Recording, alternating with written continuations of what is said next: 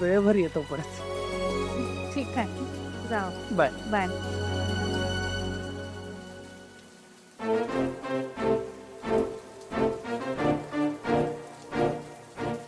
ए काय आहे? चला. आई बरं झालं तू आलीस, आपलं लॉकरचं काम झालं. हो रे, त्याच्यात मला सही करायला पुन्हा यावं लागलं. एक आणखीन एक टेरिका. ए गाडी थांबव, गाडी थांबव, गाडी थांबव.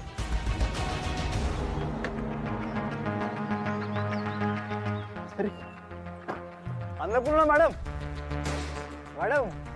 अरे रितेश, अरे किती वर्षांनी बघते तुला. अरे अरे अरे राहू दे रे, राहू दे, राहू दे. नाही राहू दे काय, तुमचे आशीर्वाद मला गरजेचे आहेत आणि ते कायम राहू दे माझ्यावर. हा तुम्ही तुम्ही कशा आहात मॅडम? मी छान आहे. अरे बाबा, तू खूप मोठा माणूस झालास आता. मी काय तुला आशीर्वाद देणार, पण आहेत माझ्या शुभेच्छा कायम तुझ्या पाठीशी आहेत. सुखी राहा. Thank you thank you. ओळखलंस की नाही? रितेश, रितेश सरपोतदार. आपल्या शाळेतला सगळ्यात हुशार आणि सगळ्यांचा लाडका विद्यार्थी. आणि आपल्या कॉलेजमध्येही होता ना काही दिवस प्रोफेसर म्हणून. हो आई, ओळखलं मी. लहानपणी शाळेत असताना बरेचदा यायचा घरी. आणि मॅडमचा उरडा सुद्धा खाल्लाय. राजन सर, तुम्ही कसं आहात? मी बरा आहे, तू सांग कसा आहेस? बरं आहे, बिझी आहे, काम चालू आहे. गुड. तुझं नाव सतत ऐकत असतो आम्ही. मोठं साम्राज्य उभं केलंयस. नाही हो, नाही. विजेता कोचिंग इन्स्टिट्यूट. छान छान नाव काढलंस. अभिमान वाटतो तुझा.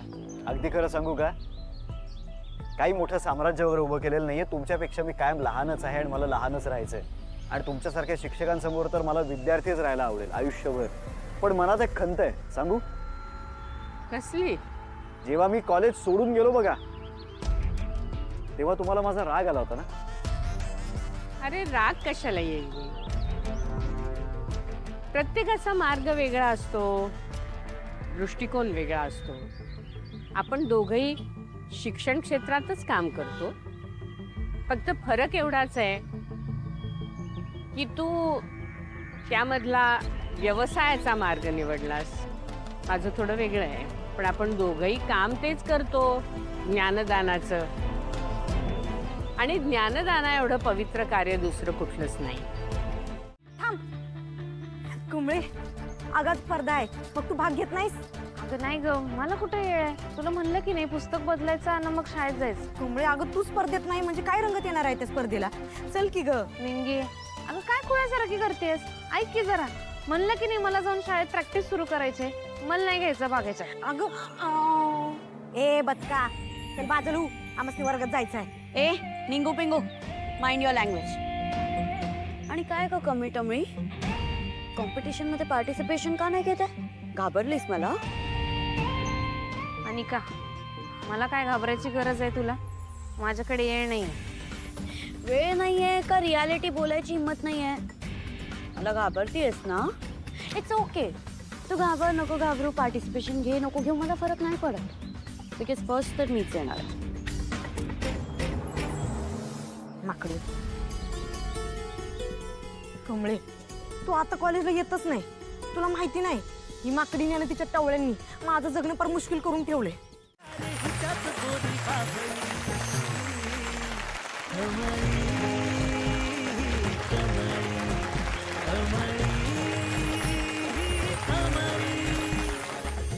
वा वा वा वा वा वा.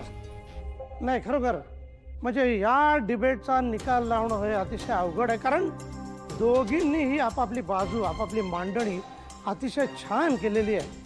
पण तरीही जर का सारासार विचार करायचा झाला तर एकंदरीत विचाराची खोली, भावनांची प्रगल्भता आणि इतरांवरती झालेला भाषणाचा परिणाम याचा विचार करता या डिबेटची विजेती ठरते कमळी मोहिते.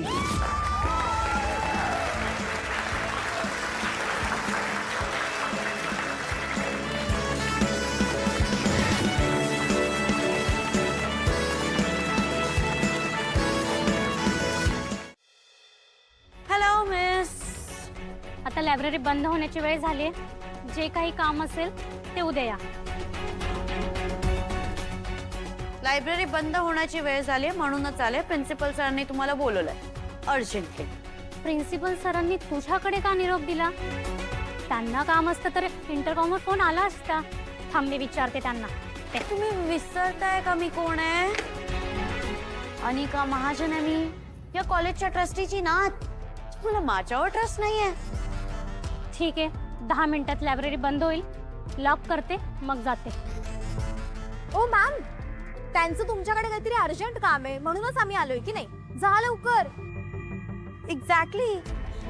अँड तुम्हाला इतकंच टेन्शन आहे ना?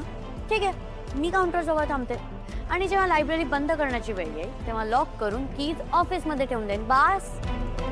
आणि तसं पण हे कॉलेज माझं आहे, माझी पण काही रिस्पॉन्सिबिलिटी आहे की नाही. So you better go now. Go. Okay ठीक आहे.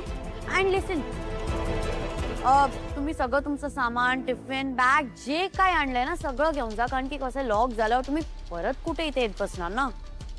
करेक्ट आहे, करेक्ट आहे. सगळं सामान घेऊन जा. ओके ठीक आहे, जाते.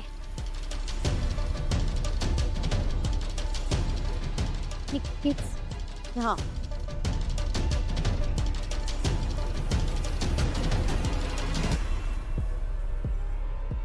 Tummy tummy, I am waiting for you. आज तू माझ्या जाय स्वतः अडकणार.